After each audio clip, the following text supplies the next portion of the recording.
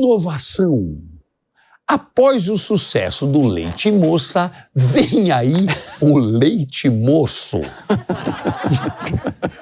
Uma última notícia, Boris. Ô, Boris, você sabe por que criança chinesa não comemora o Natal? Não. Não? Não. É porque elas que fabricam o presente.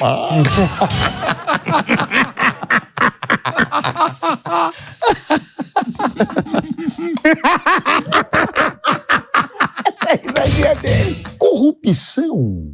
Isso é uma vergonha. Emenda parlamentar. Isso é uma vergonha. Carguinho nomeação.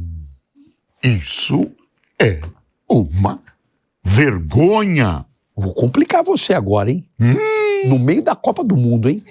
Seleção brasileira. Isso é uma maconha.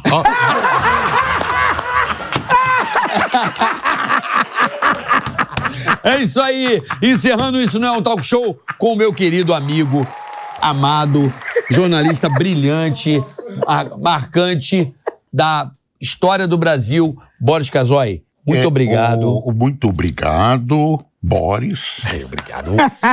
Você é meu orgulho. Ô, querido. Muito obrigado você de casa